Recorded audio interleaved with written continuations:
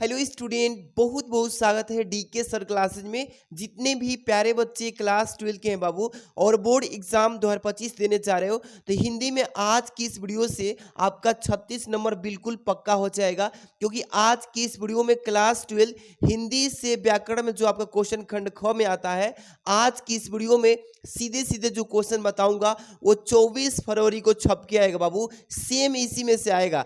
आज की इस वीडियो में देखिए कितना मोस्ट इंपॉर्टेंट टॉपिक और लेटेस्ट जो एनसीईआरटी न्यू पे बेस पे बना है, यूपी बोर्ड में आने वाला है, वही सीधे सीधे आज की इस वीडियो में आपको सारा मैटर देने जा रहा हूं। अगर अच्छे से इसको पढ़ लेते हैं, समझिए कि आपका हिंदी का काम जो है आज की इस वीडियो से तमाम होने वाला है। और एक चीज आज की इस वीडियो में ट्रिक भी बताने वाला हूं निबंध में, कि आप कैसे न आए तो भी आप छाप के आ जाएंगे। तो आज की इस वीडियो को शुरू से अंत तक देखते रहिए और प्यारा सा लाइक कर देना बाबू। चैनल पे पहली बार हो सब्सक्राइब करके बेल आइकन प्रेस कर लो। चलिए शुरुआत करते हैं आराम से, धैर्य से बैठ के, और ग्रामर की तैयारी बेहतर कर लो यहां से, ठीक है। सबसे पहले 24 फरवरी को जो आपका हिंदी का पेपर है, सेम इसी में से आएगा। सबसे पहला इंपॉर्टेंट टॉपिक इसमें क्या बताने चाह रहा हूं, ध्यान समझिए। सबसे महत्वपूर्ण लोकोक्तियां एवं मुहावरे जो बोर्ड एग्जाम में आने वाले हैं, उसी को यहाँ पे सेलेक्ट किए हैं एक एक क्वेश्चन को हार्डवर्क के साथ। सबसे पहला इसमें क्वेश्चन है कि अंधे की लकड़ी होना, या इसी को पेपर में पूछ सकता है अंधे की लाठी होना। तो दोनों का मतलब यहाँ पे पहले इसका अर्थ लिखेंगे, इसका वाक्य में प्रयोग करेंगे, तब जाके 2 नंबर मिलता है। तो देखिए, अंधे की लकड़ी होना का मतलब होता है एकमात्र सहारा। ये इसका क्या हो गया प्यारे बच्चों, इसका अर्थ हो गया। तो यहाँ पे 1 नंबर मिल गया। अब यहाँ पे इसका वाक्य प्रयोग करेंगे, तो हेडिंग लगाएंगे वाक्य प्रयोग और लिखेंगे कि श्रवण कुमार के यानी कि वध की सूचना पाते ही उसके माता पिता यानी बिलख बिलख कर रोने लगे। उनके लिए तो वह एक अंधे की लकड़ी था। लकड़ी मतलब वही सहारा था, एकमात्र सहारा था। तो इसी तरीके से आप भी पेपर में लिखिएगा, इसका अर्थ लिख लेंगे, इसके बाद इसको वाक्य में प्रयोग कर लेंगे, ठीक है बाबू। ऐसे ही याद कर लीजिए। अगला क्वेश्चन, अपने पैरों पर खड़ा होना का यहाँ पे अर्थ होगा स्वावलंबी होना। इसको बोर्ड एग्जाम में ऐसे ही आप भी लिखेंगे, अर्थ लिखेंगे, वाक्य प्रयोग। वाक्य प्रयोग क्या करेंगे कि आजकल यानी सच्चा मित्र मित्रता ही कहाँ है, यानी आजकल के सच्चा मित्र मित्रता ही कहाँ है, सब अपना उल्लू सीधा करने की सोचते हैं, यानी कि अपना काम निकालने के बारे में बस सोचते हैं। तो ऐसे लिख लोगे, कोई दिक्कत नहीं ना। चलिए अगला प्रश्न बाबू, कि ईद का चांद होना, इसका अर्थ होता है बहुत दिनों बाद दिखाई देना। इसका अर्थ होगा कि बहुत दिनों बाद दिखाई देना, इसका अर्थ हो गया। अब इसका वाक्य प्रयोग करेंगे, तो कहो मित्र अब तक कहाँ रहे, तुम तो ईद के चांद हो गए हो। ये इसका वाक्य में प्रयोग हो गया, ठीक है बाबू। चलिए बाबू आगे देखेंगे। इसमें अगला है प्रश्न कि ऊंट के मुंह में जीरा। यहां तो पूछा है, तो इसका अर्थ लेकिन अत्यधिक को कम मिलना, यानी किसी चीज को हाथी के, अच्छा ऊंट के मुंह में एक छोटा सा दाना डालो तो उसका ऊंट के मुंह में जीरा के समान होगा। तो इसका अर्थ होगा अत्यधिक कम मिलना। इसका वाक्य प्रयोग करेंगे, तो इतनी बड़ी योजना के लिए 1 लाख रुपए ऊंट के मुंह में जीरा के ही समान है, बस ऐसे लिख देना। अगला प्रश्न है कि गड़े मुर्दे उखाड़ना, यानी कोई पुराना चीज है, अर्थ होगा कि पुरानी दबी हुई बातों को फिर से सामने लाना, ये हो गया इसका अर्थ। वाक्य प्रयोग करेंगे, इसमें लिखेंगे तुम दोनों को अब प्रेम से रहना चाहिए, गड़े मुर्दे उखाड़ने से क्या लाभ, इन पुरानी बातों को भूल जाओ। इस तरीके से इसका अर्थ हो जाएगा। अगला प्रश्न, गागर में सागर भरना, थोड़े में बहुत अधिक। इसका अर्थ होगा कि थोड़े में बहुत अधिक। इसका वाक्य प्रयोग करेंगे कि बिहारी लाल ने अपने दोहों में सागर में यानी कि गागर में सागर भर दिया है। इस तरीके से इसका वाक्य प्रयोग। अगला प्रश्न देखिए कि छाती पर मूंग दलना, इसका अर्थ होता है परेशान करना किसी को, ठीक है। इसका वाक्य प्रयोग करेंगे बाबू कि मैंने आपका क्या बिगाड़ा है जो आप बराबर मेरी यानी कि छाती पर मूंग दल रहे हो या दल रहे हैं। इस तरीके से वाक्य प्रयोग हो जाएगा। इसके बाद यहाँ पे अगला है अधसल गगरी छलकत जाए।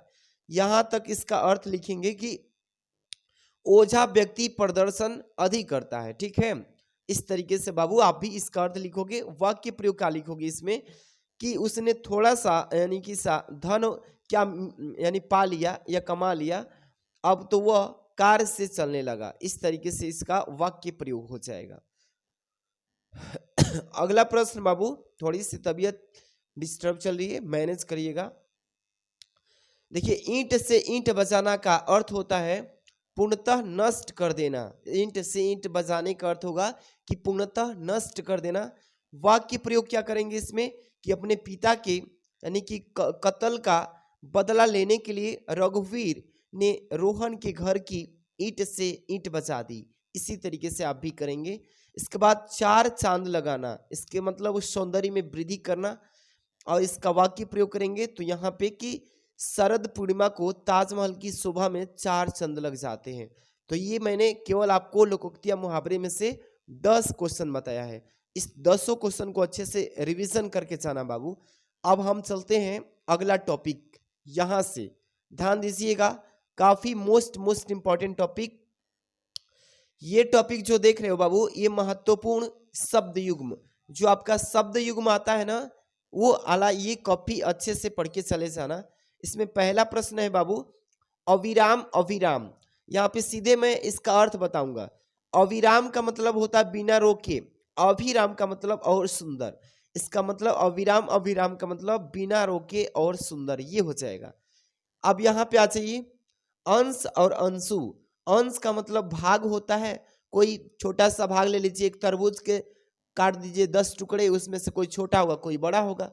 तो सपोज कीजिए इस अंश का मतलब भाग और अंशु का मतलब किरण होता है, तो भाग और क्या हो जाएगा, किरण हो जाएगा। ऐसे याद कर लेना। अगला प्रश्न है द्रव्य। द्रव्य है, इसके बाद क्या है बाबू, द्रव। तो इस तरीके से द्रव का मतलब तरल होता है पदार्थ, और द्रव्य का मतलब घन जात। इस तरीके से ये अच्छे से आप पढ़ के चले जाना। अगला है अंश और अंश। ये दोनों का सेम ही उच्चारण है, लेकिन इसका अर्थ जो होगा अलग अलग होगा। अंश का मतलब सोना और उस अंश का मतलब उच्च होता है। इस तरीके से पढ़ के जाना। अब देखिए, इसके बाद आगे चलेंगे। अगला प्रश्न है बाबू, अभय उभय। अभय का मतलब निडर और उभय का मतलब होता है दोनों। जैसे कॉमन किसी चीज में लिया जाता है तो कॉमन उभय हो जाता है, तो अभय उभय का मतलब ये लिख लेना, निडर और दोनों। ठीक है। इसके बाद अंबुज और अम्बुद। अंबुज का मतलब कमल होता है, अम्बुद का मतलब बादल होता है। ये अच्छे से आप तैयारी करके जाना, इसी से ज्यादा क्वेश्चन फंसेंगे। अनल अनिल। अनल का मतलब होता है अग्नि, और वायु का मतलब अनिल का मतलब वायु। यहाँ पे यहाँ पे दरवाजा नहीं होगा, ये गलती हुआ है, अग्नि और वायु हो जाएगा। ठीक। कपट कपाट। कपट का मतलब धोखा और कपाट का मतलब दरवाजा। यहाँ पे दरवाजा, यही वाला चीज वहां पे चला गया था। ठीक, कोई दिक्कत नहीं। इसके बाद है जलज जलद। जलज का मतलब कमल और जलद का मतलब बादल। इस तरीके से याद कर लो। इसके बाद क्या है बाबू, भवन भुवन। भवन का मतलब घर और भुवन का मतलब संसार। तो ये मैंने 10 ठे इंपॉर्टेंट बताया है, यानी कि शब्द युग्म। अच्छे से इसको पढ़ के जाते हैं तो इसमें से ही ज्यादा क्वेश्चन आपको देखने को मिलेगा। अच्छे से पढ़ लेना बाबू। ठीक। इसके बाद हम चलेंगे अगला टॉपिक। चलिए बाबू, अगला टॉपिक आप आराम से पढ़ लीजिए, काफी मोस्ट इंपॉर्टेंट टॉपिक है, जैसे कि महत्वपूर्ण अनेकार्थी शब्द। ये वाला अच्छे से पढ़ के जाना, पेपर में इसका दो दो अर्थ लिखना होता है। चलिए मैं इसको अच्छे से याद करा देता हूँ, लिख लिख के समझा देता हूँ। जिससे इंपॉर्टेंट क्या है इसमें, पहला आएगा अंबर। अंबर का मतलब क्या होता है वस्त्र बाबू, तो एक लिख देंगे वस्त्र। क्या लिखेंगे, वस्त्र लिख लीजिएगा। एक आकाश लिख लीजिएगा। ठीक है, आकाश। इस तरीके से अच्छे से पढ़ के जाना। एक वस्त्र हो जाएगा, एक आकाश हो जाएगा। अर्क का मतलब क्या होता है बाबू, सूर्य होता है। क्या होता है, सूर्य होता है। और एक लिख लीजिएगा मदार। ठीक है, मदार। इस तरीके से एक हो जाएगा सूर्य, एक हो जाएगा मदार। इस तरीके से लिख लेना। अक्षत। अक्षत का मतलब चावल का दाना। क्या लिखोगे, चावल का दाना। इस तरीके से का दाना। एक हो जाएगा, एक अक्ष यानी कि अखंड हो जाएगा, अखंड। इस तरीके से आराम से लिख लोगे। इसके बाद अगला है कनक। कनक का मतलब हो जाएगा सोना। एक हो जाएगा सोना, एक लिख लीजिएगा धतूरा। क्या होता है, धतूरा। इस तरीके से लिख लेना। चलिए अगला प्रश्न देखिए, गुरु। गुरु का मतलब होता है बड़ा। ठीक है, इस तरीके से बड़ा लिख लीजिएगा। एक लिख लीजिएगा अध्यापक। यहाँ पे क्या लिखेंगे, अध्यापक। अध्यापक। इस तरीके से बस पेपर में दो दो ही लिखना है। इसके बाद सारंग, सारंग का मतलब होता है प्यारे बच्चों मोर। क्या होता है बाबू? मोर हो जाएगा, एक हो जाएगा सांप। इस तरीके से आराम से समझिए, एक एक चीज याद कर लीजिए। इसके बाद अक्षर, अक्षर लिखा है ना, तो अक्षर का मतलब शिव होता है, शिव। एक हो जाएगा धर्म हो जाएगा, और भी है बट मैं दो दो ही बता रहा हूं, अच्छे से याद कर लेना। हो गया। इसके बाद खग है ना, तो खग का मतलब पक्षी होता है, एक हो जाएगा तारा। ठीक है, क्या हो जाएगा? तारा हो जाएगा। इस तरीके से अगला है नकुल, नकुल का मतलब होता है नेवला, नेवला। ठीक है, एक हो जाएगा मोरुंग, यहाँ पे लिख देता हूं मुंगूर, यहाँ पे मोंगूस, मोंगूस होता है, मोंगूस। इसके बाद अनंत है ना, तो अनंत का होता है आकाश, आकाश। इसके बाद एक हो जाएगा समुद्र, समुद्र।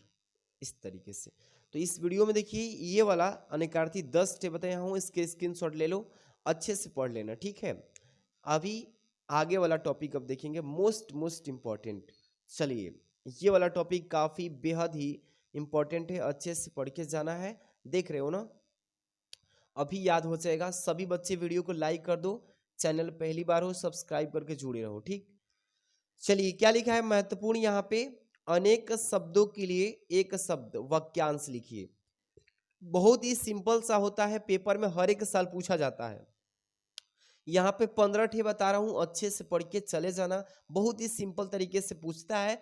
पहला इसमें है कि जो ईश्वर में विश्वास करता हो, जो ईश्वर में विश्वास करता हो उसको क्या बोलते हैं बाबू? आस्तिक बोलते हैं।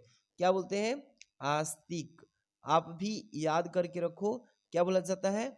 आस्तिक। पेपर में विकल्प भी रहेगा, 4 विकल्प, उसमें से सही चूज करना है, लेकिन मैं यहाँ पे सीधी सीधी याद करा दे रहा हूँ कि आप याद कर रहोगे तो अच्छा रहेगा। आस्तिक बोलते हैं। इसके बाद यहाँ पे लिखा जो पढ़ना लिखना जानता हो उसको क्या बोलते हैं? साक्षर बोलते हैं। क्या बोलते हैं बाबू? साक्षर बोलते हैं। जो पढ़ना भी जानता हो लिखना भी जानता हो उसको साक्षर बोलते हैं। ठीक है, इसके बाद जिसकी गणना न की जा सके, यानी जिसकी गणना न की जा सके उसको अगणनीय बोलते हैं, अगणनीय।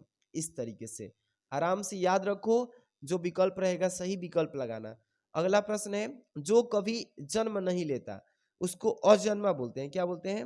अजन्मा। इस तरीके से लिख लोगे। अगला प्रश्न है कि जिसको ईश्वर में विश्वास न हो, जिसको ईश्वर में विश्वास ही ना हो उसको नास्तिक बोलते हैं, नास्तिक। याद रखिएगा। ठीक है, इस तरीके से नास्तिक। अगला प्रश्न है बाबू यहाँ पे कि जानने की इच्छा रखने वालों को क्या बोलते हैं? जिज्ञासु बोलते हैं। क्या बोलते हैं? जिज्ञासु। याद रखिए, क्या बोलते हैं? जिज्ञासु। अगला प्रश्न देखिए, जो सब कुछ जानता हो उसको क्या बोलते हैं? सर्वज्ञ बोलते हैं। क्या बोलते हैं? सर्वज्ञ। याद रखना। अगला प्रश्न है जंगल की अग्नि, जहां पे जंगल में अग्नि लग जाती है तो उसको द्वाग्नि बोलते हैं। क्या बोलते हैं? द्वाग्नि। याद रखना। ठीक है, इसके बाद जो कभी न मरता हो, जो कभी मरता ना हो उसको बोलते हैं बाबू अमर। क्या बोलते हैं? अमर बोलते हैं। याद रखना। इसके बाद जिसे क्षमा किया जा सके उसको क्या बोलते हैं? क्षम्य बोला जाता है। क्या बोलते हैं प्यारे बच्चों? क्षम्य बोलते हैं। इसके बाद जिसका कोई शत्रु, जिसका कोई शत्रु पैदा ही न हो उसको क्या बोलते हैं? अजात शत्रु, अजात शत्रु। ठीक है, इस तरीके से आराम से याद रखो, अच्छे से लिख के आना। जो जीता ना जा सके उसको क्या बोलते हैं? अज्ञेय, अज्ञेय बोलते हैं जी, जो जीता ना जा सके। इसके बाद यहाँ पे जो बहुत कुछ जानता है उसको क्या बोलते हैं बाबू? उसको बहुज्ञ बोलते हैं। क्या बोलते हैं? बहुज्ञ।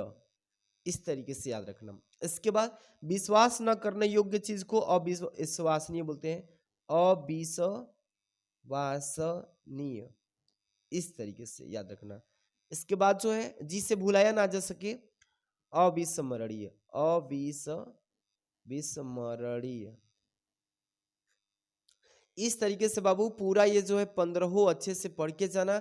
इसी में से बोर्ड एग्जाम में सीधे सीधे आएगा अनेकार्थी, और अच्छे से इसको रिवीजन कर लेना। स्क्रीनशॉट भी ले लो इसका, देखो यहाँ से स्क्रीनशॉट ले लो, 15 थे, स्क्रीनशॉट ले लो, आराम से याद कर लेना। ठीक, अगला चलते हैं टॉपिक, काफी बेहद ही इंपॉर्टेंट टॉपिक है, देख लीजिए।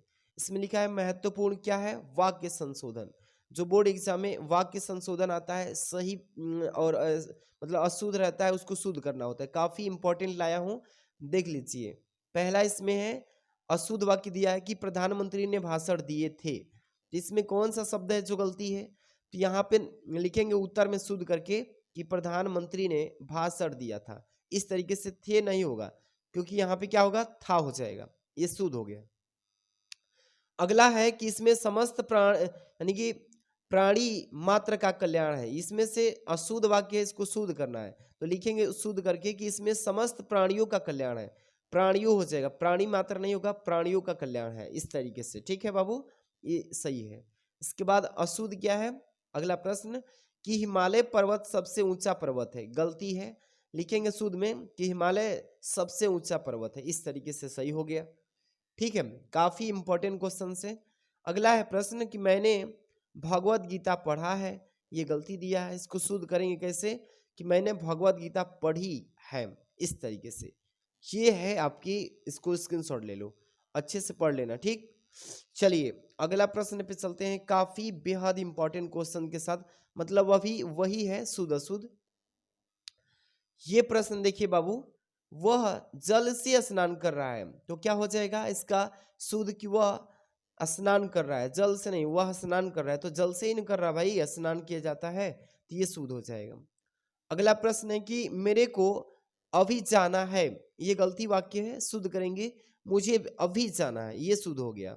ऐसे ही वाक्य आएंगे बाबू, आपको शुद्ध करके लिखना होगा। अगला प्रश्न है इसमें काफी मोस्ट इंपॉर्टेंट कि महादेवी वर्मा विद्वान कवित्री थी, गलती दिया है, इसको शुद्ध करेंगे यहाँ पे कि महादेवी वर्मा यानी कि विदुषी कवित्री थी, इस तरीके से आराम से लिख लोगे, कोई दिक्कत नहीं। इसके बाद ईश्वर के अनेकों रूप हैं, गलती है, लिखेंगे ईश्वर के अनेक रूप हैं, ये शुद्ध हो गया।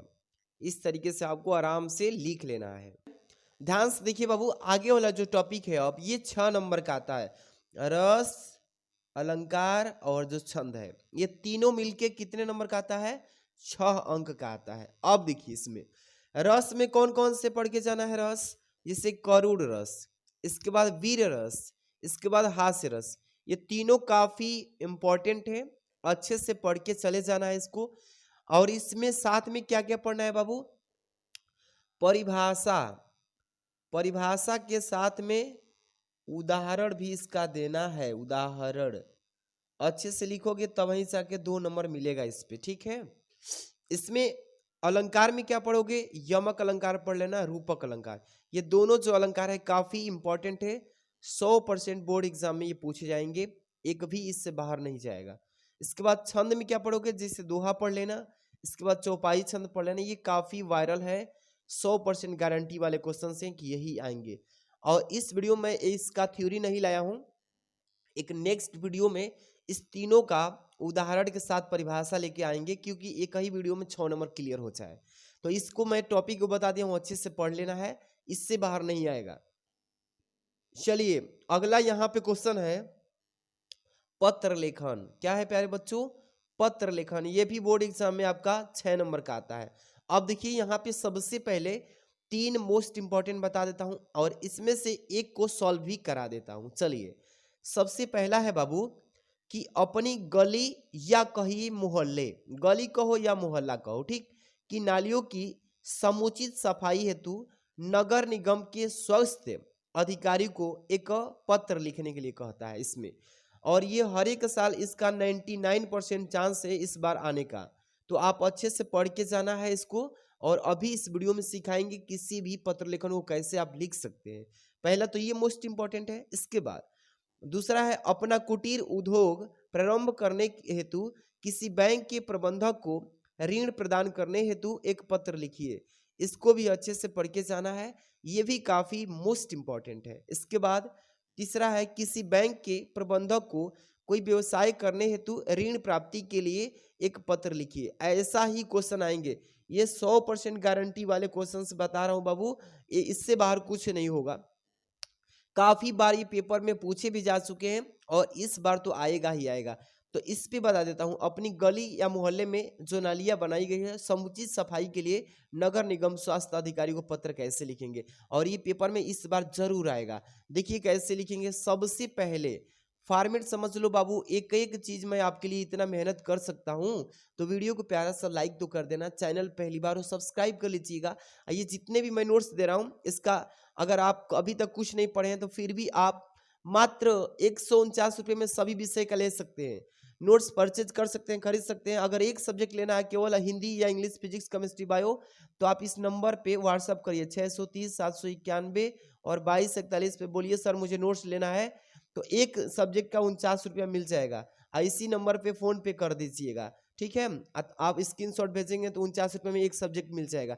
सभी लेना है तो 149 रुपया लगेगा सभी विषय का, तो देख लीजिएगा। चलिए सबसे पहले आप पत्र जब लिखेंगे सफाई हेतु अपने नगर निगम वाला पे, सबसे पहली हेडिंग क्या होगी, सेवा में। क्या लिखेंगे, सेवा में। सेवा में लिख के कमा लगा के इस लाइन को छोड़ देते हैं। ठीक, नीचे आते हैं और यहाँ से संपादक महोदय, क्या लिखेंगे, संपादक महोदय। अब फिर नीचे दैनिक जागरण इलाहाबाद, क्या लिखेंगे, दैनिक जागरण इलाहाबाद, या अपने जिले के भी नाम लिख दोगे कोई दिक्कत नहीं है। अब मेन इंपॉर्टेंट चीज होता है विषय, कि किस विषय पे आप ये पत्र लिखे, क्या समस्या है, क्योंकि एग्जामिनर पहले इसी पे ध्यान देता है। तो विषय लिखिएगा ब्लैक पेन से कि मोहल्ले की नालियों की समुचित सफाई हेतु हम ये टॉपिक लिखे हैं। अब इस तरीके से डाल लेना। फिर यहाँ से लिखेंगे कि महोदय, क्या लिखोगे बाबू, महोदय लिखोगे। फिर कमा लगा के इस लाइन को छोड़ के यहाँ से लिखोगे कि आपके सम्मानित पत्र के माध्यम से मैं इलाहाबाद नगर निगम के स्वास्थ्य अधिकारी का ध्यान यहाँ के मोहल्ले यानी कि गौस नगर में व्याप्त गंदगी की ओर दिलाना चाहता हूँ। इस तरीके से यहाँ तक लिखोगे। इसके बाद लिखोगे इस मोहल्ले को बसे हुए 20 वर्ष से अधिक हो चुके हैं। ऐसे ही अपने भी गांव की समस्या अगर हो तो बना के भी लिख दोगे तो कोई दिक्कत नहीं। बस यहाँ पे जो लिखते हैं पत्र लेखन, तो यही फॉर्मेट बस शुरुआत में ये ध्यान रखते हैं इतना, और तब से महोदय के बाद से अपने गांव की भी समस्या इस तरीके से लिख दोगे तो भी नंबर मिल जाएगा। ठीक, अब यहाँ पे लिखो किंतु अभी तक यहाँ सफाई की समुचित व्यवस्था नहीं की गई है। नालियों में पानी हर समय सड़ता रहता है और यानी कि अनगिनत मच्छरों को जन्म देता है। अनगिनत जो मच्छर है उसको जन्म देता है, और दिन में मक्खियों और रात्रि में मच्छरों का तांडव यानी कि नृत्य यानी कि मोहल्ले के वासियों को का है जीवन दुर्भर कर दिया है, जीने नहीं दे रहा है इस सब। इसलिए न दिन और न चैन, रात्रि में आराम है, यानी कि न दिन में चैन है न रात में आराम है। नगर निगम को स्वास्थ्य विभाग यदि इसी प्रकार लापरवाही बना यानी कि बना रहे तो हैजा और मलेरिया जैसे भयानक रोगों के फैलने की समस्या को से इनकार नहीं किया जा सकता है। इस तरीके से अपनी समस्या लिख दोगे आराम से बना के, कोई दिक्कत नहीं। अब यहाँ पे लिखो अतः समय पर सफाई की व्यवस्था होनी आवश्यक है। इस तरीके से लिख के, और यहाँ पे आप दिनांक डाल लीजिएगा, और यहाँ पे 24 फरवरी जिस तारीख को पेपर है उस दिन भी डाल दोगे तो कोई दिक्कत नहीं, जिससे 2025 यहाँ पे लिख देना, कोई दिक्कत नहीं है। ऐसे ही लिख दोगे कोई दिक्कत नहीं।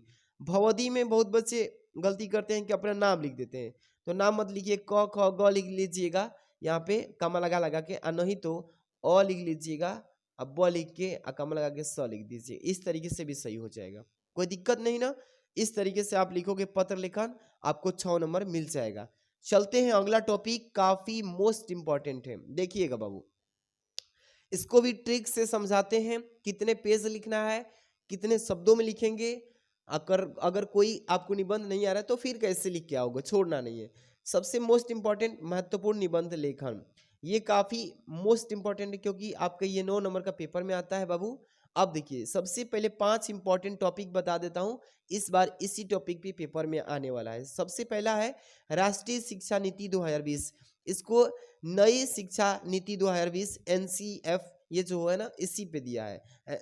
NEP जो होता है NEP, ये इसी पे पेपर में पूछेगा इस बार, अच्छे से पढ़ लेना। इसके बाद दूसरा है पर्यावरण प्रदूषण समस्या और समाधान, इस पे भी पूछेगा बाबू, काफी वायरल है। इसके बाद है आतंकवाद कारण और निवारण, इसको भी अच्छे से पढ़ के जाना, काफी मोस्ट इंपॉर्टेंट टॉपिक्स हैं। अगला टॉपिक है विज्ञान वरदान है या अभिशाप है, इसको भी अच्छे से रीड कर लेना। इसके बाद है जीवन में खेल कूद का महत्व। ये पांचों टॉपिक जो मैं बताया हूँ ये अच्छे से पढ़ के जाते हैं तो आपको बता दे रहा हूँ कि 95% चांस है कि यही टॉपिक आएंगे, एकदम सेम टू सेम आएंगे। आप एकदम यकीन करके पढ़ के जाना। और चलिए मैं इसको बता देता हूँ कि किसी भी टॉपिक पे आप जब लिखेंगे नहीं आ रहा है तो फिर कैसे वहाँ पे छोड़ के आने से बेहतर है कि बना के लिख के आओ। तो पहला है राष्ट्रीय शिक्षा नीति, इसी पे बताते हैं। देखिए बाबू, किसी भी टॉपिक पे जब निबंध लिखेंगे तो सबसे ऊपर लिख लीजिएगा उस टॉपिक को, जैसे राष्ट्रीय शिक्षा नीति 2020 इस तरीके से लिख के इसमें पहले रूपरेखा लिखेंगे। देखिए जब रूपरेखा लिखते हैं तो रूपरेखा पे आपको रूपरेखा पर आपको 2 नंबर मिल जाता है, और जब उसके हेडिंग पे लिखेंगे तो यहाँ से 7 नंबर टोटल करें तो 7 2 कितना होगा, 9 नंबर मिल जाता है। देखिए ट्रिक से कैसे पहचानेंगे, पहले रूपरेखा लिखेंगे इसका कि इसमें क्या क्या हेडिंग हो सकता है। पहला होगा प्रस्तावना, क्या लिखेंगे पहले प्रस्तावना, दूसरा मुख्य बातें, तीसरा उद्देश्य, चौथा लिखेंगे विशेषता, पांचवा उपसंहार। इस तरीके से कम 5 तो हेडिंग आपको लगा के लिखना ही पड़ेगा, क्योंकि आपको 9 नंबर की ये टॉपिक है। अगर नहीं आ रहा है तो कैसे लिखोगे, पहले हेडिंग डालिएगा प्रस्तावना। इसी तरीके से मैं आपको ट्रिक बता दे रहा हूं कि कैसे लिख के आएंगे। सबसे पहले आप ये हेडिंग याद कर लेना कि हेडिंग क्या क्या डालने हैं। जैसे राष्ट्रीय शिक्षा नीति 2020 पे प्रस्तावना का मतलब किसी भी टॉपिक के प्रति निचोड़ टू द पॉइंट 2-4 लाइन लिख दीजिए प्रस्तावना में कि हमारे भारत के राष्ट्रीय शिक्षा नीति 2020 के अंतर्गत बहुत ही महत्वपूर्ण बातों को दर्शाया गया है, जिसके माध्यम से हमारा भारत जो है और भी अधिक विकासशील होता जा रहा है। मतलब इसी से संबंधित आप यहाँ पे बना के मतलब 4 से 5 लाइन आराम से बना के इसको लिख दीजिएगा, इसी टॉपिक से संबंधित। आप 12वीं के बच्चे हैं, आपको इतना तो पता होगा कि किसी भी टॉपिक से रिलेटेड आप कैसे लिख सकते हो, है ना। इसके बाद मुख्य बातें क्या क्या है, जैसे कि आप शिक्षा के बारे में क्या क्या जानते हैं, अच्छी अच्छी बातें को यहाँ पे अच्छे से 4 से 5 लाइन लिख दीजिएगा, हो जाएगा। उद्देश्य में कि शिक्षा हमारे लिए क्या जरूरी है, हम अगर शिक्षा नहीं ग्रहण करेंगे तो हमारी क्या हानि होगी, इसलिए उद्देश्य क्या है, शिक्षा को पढ़ने से हमारा उद्देश्य क्या है कि हम अपने जीवन को बहुत ही आसानी से यानी कि उम्र भर चला सकते हैं, किसी भी मैटर को आसानी से सॉल्व कर सकते हैं, ये सभी उद्देश्य के अंतर्गत आ जाएगा। विशेषता क्या है, इसका विशेषता में लिखिएगा कि शिक्षा ऐसी चीज है, व्यवस्था है जिससे हम अपने कार्यों को आसानी से कर सकते हैं, कितना भी कठिन से कठिन कार्य हो। तो मतलब इसी टॉपिक से रिलेटेड बाबू अपने से बना के लिख दीजिएगा, 4 से 5 लाइन, 8 लाइन, 10 लाइन, ऐसे ही आपका यहाँ पे हेडिंग कंप्लीट। उपसंहार में क्या लिखते हैं, जिस टॉपिक के बारे में आप लिख रहे हैं, जैसे शिक्षा नीति 2020, इस टॉपिक के बारे में आप क्या सीखे हैं कि इससे क्या समस्या समाधान हुआ, हमें क्या क्या अच्छाइयाँ अपने अंदर लानी चाहिए, बुराइयों को दूर करनी चाहिए। तो ये उपसंहार के अंतर्गत अच्छे से लेकर के लिख दोगे, 10 लाइन 8 लाइन आपका उपसंहार हो जाएगा। ठीक, तो ऐसे ही आपके बोर्ड एग्जाम में आएंगे तो आप किसी भी टॉपिक पे आप रूपरेखा याद कर लेना, अच्छे से उस टॉपिक को उसी से रिलेटेड आराम से बना के लिख देना बाबू। जितने भी प्यारे बच्चे इस वीडियो को लाइक नहीं, प्यारा सा लाइक कर देना। और इस 36 नंबर के बाद एक और क्लास लेके आ रहे हैं तो कमेंट कर दीजिए, एक कमेंट आप लोग सब लोग कर देना, कमेंट करिए कि सर ऐसे ही वीडियो लाइए, जो भी कमेंट करना है कर दीजिए, और वीडियो को लाइक कर देना। चैनल पे पहली बार हो सब्सक्राइब कर लीजिएगा बाबू, ठीक है। और आपको नोट्स परचेज करना है, खरीदना है, तो आपको हैंड रिटेन नोट्स देंगे, आप इस नंबर पे व्हाट्सअप करना 630 791 2241 पे। आप 49 रुपये में हिंदी का ले सकते हैं, इंग्लिश का ले सकते हैं, कोई भी विषय ले सकते हैं, लेकिन एक ही मिलेगा। ऑल सब्जेक्ट आपको 149 में मिल जाएगा। तो वीडियो को लाइक शेयर कर देना। Thanks for watching.